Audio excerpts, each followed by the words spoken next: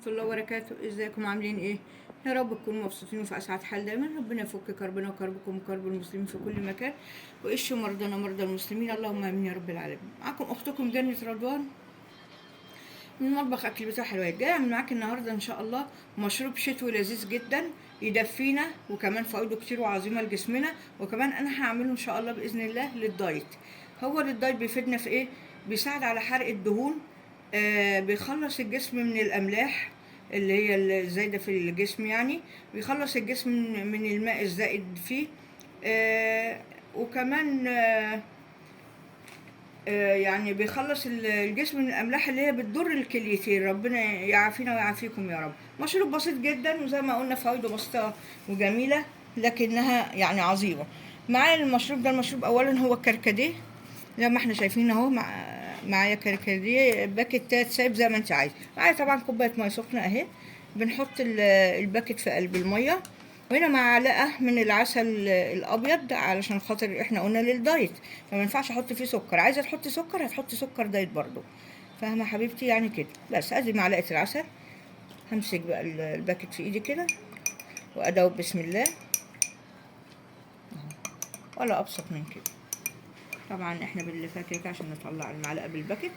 هسيبها بقى كده اهوت ايه، عشان خاطر الكركديه بتاعنا يخرج في قلب الميه، وهنشربه ان شاء الله من غير مقاطعه يوميا، علشان خاطر زي ما قلنا بيزيل الدهون الزياده من الجسم، بيزيل الاملاح الزياده من الجسم، وبيخرج الميه الزايده من الجسم. يعني هو مفيد جدا. ده غير ان الكركديه اساسا مفيد للانيميا، يعني حاجات ربنا اعطاها لنا بسيطه جدا للفقير عشان يقدر يتعالج، وعافانا الله واياكم بابسط حاجه عنده. يعني ما نشتريش حاجات غاليه. وكمان هو مشروب طعمه لذيذ جدا وكلنا بنحبه. هو مشروب شتوي وصيفي كمان، يعني حتى في الصيف انا صوصوت دلوقتي معلش. حتى في الصيف بنعمله مثلج ونشربه، بنسقعه ونشربه، بندخله في حاجات كتير، وصفات كتير جميله ولذيذه. هنبقى نعمل منه ان شاء الله شويه وصفات. دي كانت النهارده مقاديرنا البسيطه متواضعه لعمل مشروب الكركديه للدايت، ولا ابسط من كده ولا احلى من كده.